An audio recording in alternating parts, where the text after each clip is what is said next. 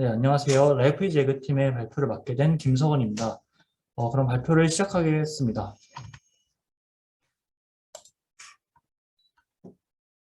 네, 저희의 발표는 크게 세 부분으로 나누어집니다. 분석의 배경과 목적, 그리고 분석의 과정, 분석 결과의 순으로 진행됩니다. 최근 수소 경제가 주목받고 있음에 따라 우리나라도 수소차의 보급률을 높이기 위해 다양한 노력을 하고 있습니다. 그러나 거기에는 한 가지 문제점이 있었습니다. 양쪽의 그래프를 보시면 실제로 수소차 보급률은 서울시의 목표치를 잘 따라가는 반면 충전소의 설치의 경우 매년 목표치를 달성하지 못하고 있습니다. 이는 충전소의 과부하로 연결되는데 현재 서울 시내 충전소 한 곳은 한 곳당 527대의 수소차를 감당해야 합니다. 만약에 현 추세가 지속된다면 내년에는 충전소 한 곳당 1234대의 수소차가 이 충전소 한 곳을 이용해야 할 것입니다. 하나의 충전소당 하루의 최대 수용량은 70대이고 또 특정 시간대에 수요가 몰린다는 걸 감안하면 매우 과부하 상태라는 걸 알 수 있습니다. 따라서 수소차 보급 수준에 걸맞는 충전소의 추가 설치가 반드시 필요한 상황입니다. 단순히 수치적인 걸 넘어서도 충전소의 부족 문제는 수소차 이용자들 사이에서 가장 큰 불편사항으로 여겨지고 있습니다. 자료에서 알 수 있듯 관련 민원 중에 압도적인 비율로 1위를 차지하고 있으며 정부에서도 이를 해결하기 위해 충전소 설치를 위한 우선 입지 선정의 필요성을 강조하고 있습니다. 이러한 배경으로 저희 팀은 서울 시내 수소차 충전소의 우선 입지를 선정하기로 결정하였습니다. 조사를 해본 결과 수소차 충전소를 설치할 때 고려해야 할 사항들이 있었습니다. 우선 큰 설치 비용 때문에 동시에 많은 수를 짓기엔 힘들 것으로 생각됩니다. 그리고 언급된 것처럼 전기차 충전소의 사례처럼 충전 수요와 관련한 특성을 고려하지 않은 채 물리적인 거리만 고려해 지을 경우엔 전혀 효과를 볼 수 없을 것입니다. 이처럼 한 번에 많은 수를 지을 수 없고 여러 특성을 세심하게 고려해야 한다는 측면에서 저희는 데이터 분석을 통한 입지 선정이 필수적임을 말하고 싶습니다. 다음은 님비 현상이 문제입니다. 님비 현상을 최소화하기 위해서는 주거 밀집 지역과 학교 의료시설 등의 안전취약 시설로부터 거리를 둔 입지 선정이 반드시 필요합니다. 또한 충전소에 대한 안전성 홍보를 통해 님비 현상을 근본적으로 없애는 것 또한 중요하므로 접근성이 좋은 도심 내 공용 부지에 세우는 것이 적합할 수 있습니다. 이에 따라 저희는 법정동을 선정할 땐 수요와 연관된 지역별 특성을 고려하고 그 안에 구체적인 입지를 선정할 때는 님비 현상 등의 공공성을 고려하는 게 가장 효과적이라 생각했습니다. 이를 토대로 적은 수의 충전소로 최대한 많은 수요를 충족시키는 효율적인 입지를 선정하는 것을 저희 팀의 분석 목적으로 설정하였습니다. 이것은 전체 분석 과정의 모집도입니다. 네, 먼저 클러스터링 분석과 자체적으로 산출한 수요 지수를 통해 6개의 우선 설치 대상 법정동을 선정하였고 그 이후 아래의 4가지 측면을 고려해 최종적으로 우선 입지를 선정하였습니다. 이를 위해 사용된 모든 변수들은 크게 3가지 측면에 기인합니다. 현재 수요와 잠재 수요 그리고 공공성입니다. 현재 수요와 잠재 수요는 앞서 말한 충전 수요와 관련한 지역별 특성과 연결되고 공공성은 접근성, 님비 현상 등의 고려사항과 연결됩니다. 분석 조건에 따라 각 변수들은 전처리 과정을 거쳤는데 주된 사항으로 운전자 연령을 고려해 인구 관련 데이터는 20세 이상의 것만 추출하였습니다.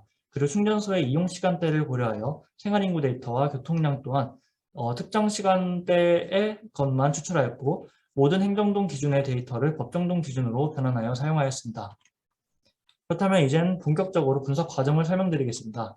첫 번째 단계로 저희는 클러스터링을 진행하였습니다. 지역별 현재 수요와 잠재 수요를 대변하는 특성 3가지를 선정해 피처로 활용하였습니다.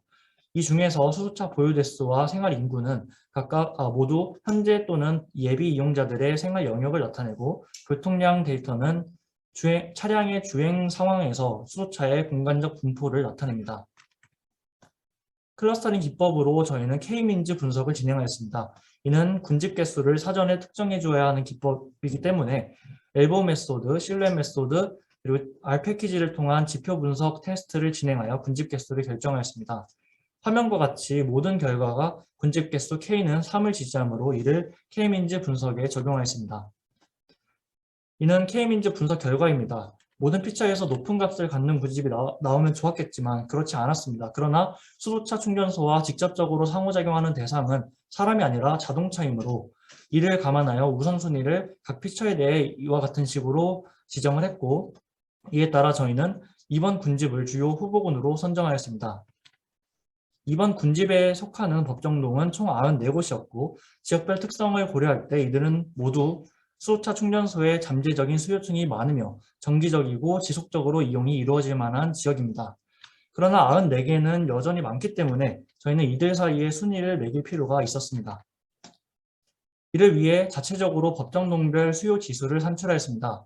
수요 지수는 세 가지 항목들을 종합한 결과인데, 이 중 수소차 증가 점수에 대해 먼저 설명드리겠습니다. 수소차 증가 점수는 법정동별로 향후 수소차가 증가할 가능성이 얼마나 되는지 상대적인 점수로 나타낸 것입니다.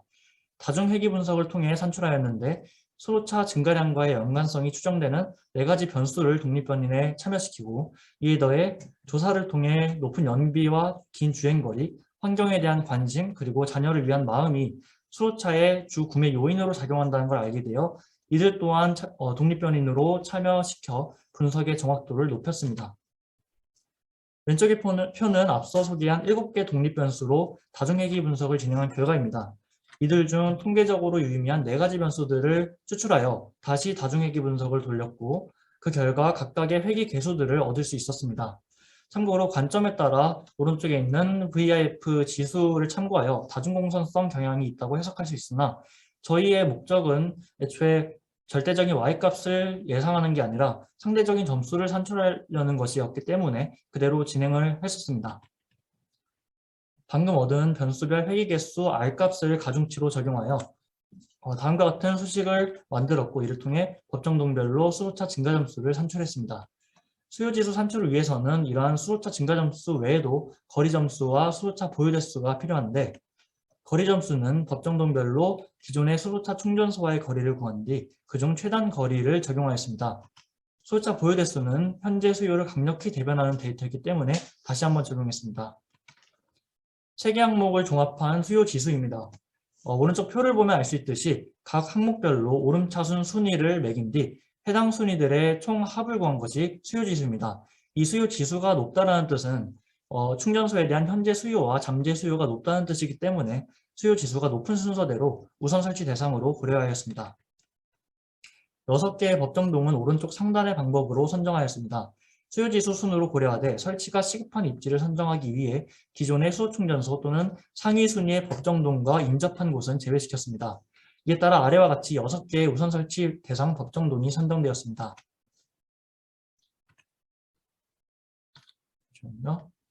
네, 다음은 각 법정동 내에서 구체적인 입지를 정하는 과정이었습니다. 각 지도에 붉은 원으로 표시된 곳은 부지의 면적과 접근성을 기준으로 1차 선별한 최종 후보지입니다. 이에 더해 림비 현상의 최소화를 위해 저희는 주거지와 안전취약시설로부터 멀리 떨어진 지점을 선택함으로써 법정동별로 최종 입지를 하나씩 선정하였습니다. 다음은 최종 선정된 수소차 충전소의 우선 입지들입니다.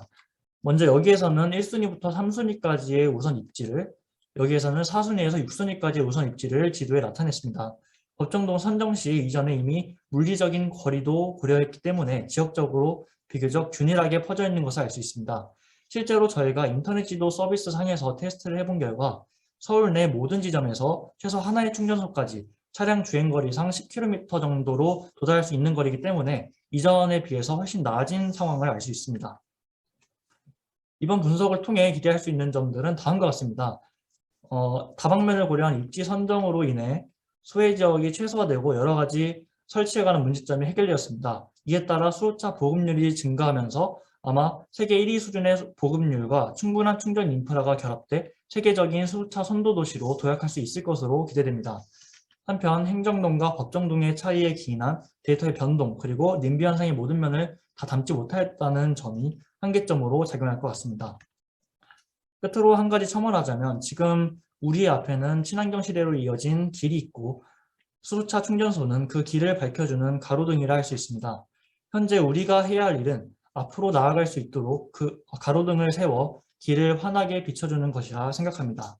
네, 이상으로 지금까지 라이프 이즈 에그팀의 발표였습니다. 감사합니다.